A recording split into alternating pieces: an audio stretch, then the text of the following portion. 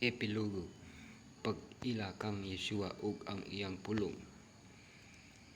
Sa pag-usisa ninyo sa mga kasulatan, kay sa kanila nagtuo kamo nga aduna kamoy kinabuhi nga walay katapusan, ug kini sila nga nagpasundayag kanako.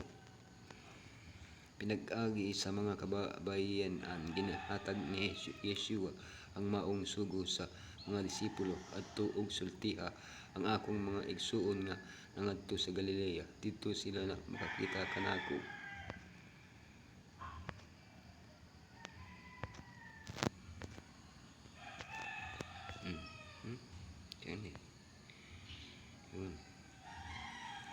Samtang sila nagpadayon sa Jerusalem, nagpakita si Yeshua kanila sa duha ka higayon. Unya milakaw sila pangiingon sa Galilea. Dito nakikita sila sa ikatulong higayon kang Yeshua. Kini nga pagkikita mao ang epilogo sa Ebanghelyo ni Juan. Atong susihon usab ang pangunang tumungkong ngano nga isulat ni Juan ang iyong Ebanghelyo aron makakaila kang Yeshua og sa iyong pulong. Ang epilogo sa Ebanghelyo ni Juan. Ang pag-ayo ni Pedro. Ang husto nga pamaagi. Pagkaila kang Yeshua sa iyang pulong. Kayag og kangit giunsa ang paghubad sa pulong. Pagpabilin diha kang Yeshua. Ang epilogo gikan sa Ebanghelyo ni Juan. Ang pagpahibalik kang Pedro. Busa pagkahuman nilang nakakaon, miingon si Yeshua kang Simon Pedro, Simon anak ni Jona, gihigugma mo ba ako labaw pa kaysa niini? Sa mitubag kanya, oo Ginoo, kabalo ka nga gihigugma ko ikaw. Miingon sa kanya, alagaan ang akong mga kanding. Mangisda ko unsa ang nagpasugod kang Pedro sa pagbalik sa iyang daang kalikokan. Kakulang sa buhat tungod sa paghulat. Kailangan nga makapangita og mga kahinguhaan aron sa masuportahan ang iyang kaugalingon ug uban pa pagbasol kawad-on sa pagsalig sa bisan unsang kaso ang gabii nga pagpapangisda, pag-usab usa ka kapakyasan. Ang dili pagdaho mga pagpakita ni Yeshua nagserbisyo sa duha ka katuyoan aron masiguro kanila nga siya mga hatag sa ilang mga panginahanglan ug aron sa publiko nga may ibalik si Pedro. Simon, og gihugma mo ba ako agapaw? Oo Ginoo, kabalo ka nga gihugma mo ikaw Pileo.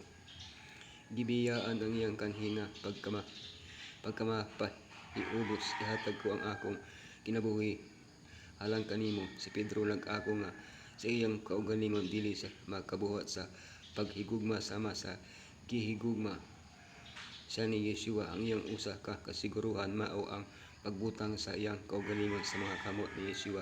Kabalo ka. Sama ni Pedro ibutang ang imong kinabuhi sa mga kamot ni Yeshua ug ayaw pagsalig sa imong kaugalingong opinyon. Ang husto nga pamagi pagkakita ni Pedro kanya nangutana siya, Ginoo, unsa man siya? Samtang sila naglakaw sa baybayon, gisultihan ni Yeshua si Pedro nga pagdako niya mangamatay siya sa usa ka krus ug miingon siya, sundon mo ako. Ang katapusang bahin daw nawala sa pagtagad ni Pedro sa pagtan-aw kang Juan. Ang pangutana mao, mangamatay ako nga gibitay apan unsa man si Juan. Ang tubag ni Yeshua klaro, dili ka kinahanglan magkabala ka kung unsay gibuhat sa uban, ikaw sundon mo ako.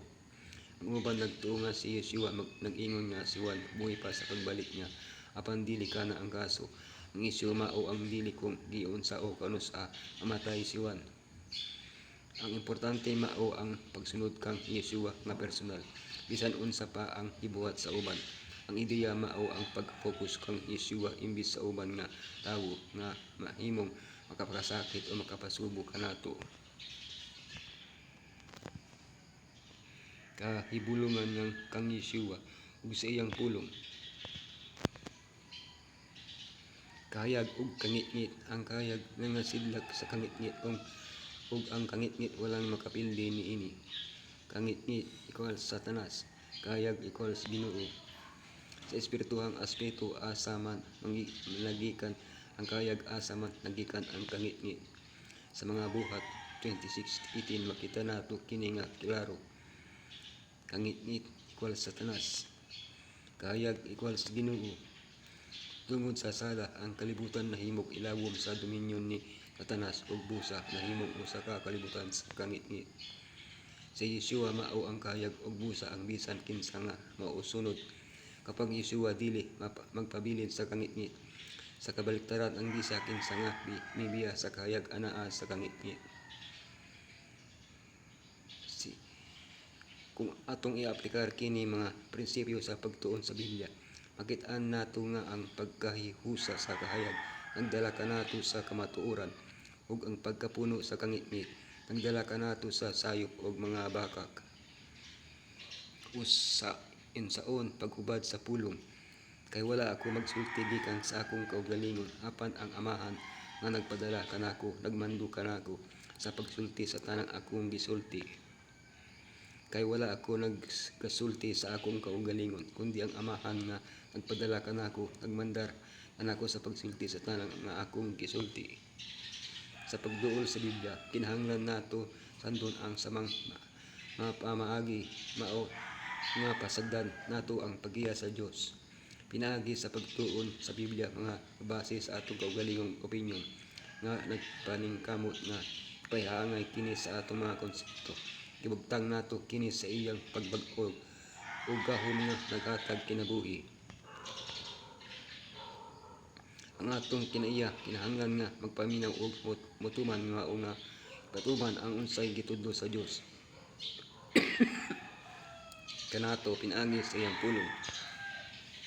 Kini nga dinamika sa pagpaminaw o pagpanghimatngon sa pulong sa Dios usa ka pagpadayag sa gugma ngadto kanunay.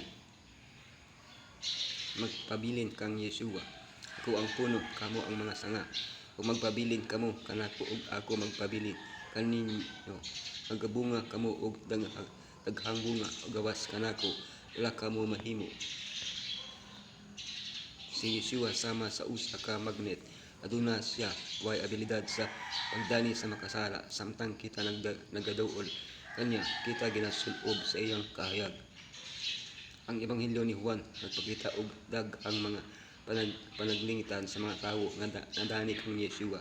Gidawat siya og nausab. Apan si Yeshua milapas pa, giingon niya ang dili igo nga madani og madawat kita kanya, kinahanglan kita magpabilin kanya.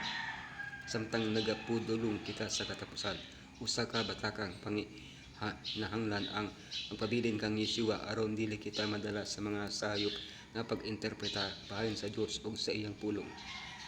Ug unsaon man nato pagpabilin sa iya, pinaagi sa pagpananlipod sa iyang mga sugo. Kini usa ka pagpadayag sa gugma. Ang hayag nga kahayag nagasiga sa atong dalan karon ug nagdala kini sa pag-uswag sa pagtuo kang Yeshua. Atong dawaton ang matag sinag sa kahayag ug maglakaw kita niini aron dili kita mahimong kondenasyon sa paghukom. Ang atong mga katungdanan ug obligasyon mahimong mas importante samtang kita nakadawat og mas klaro nga mga panan-aw sa kamatuoran.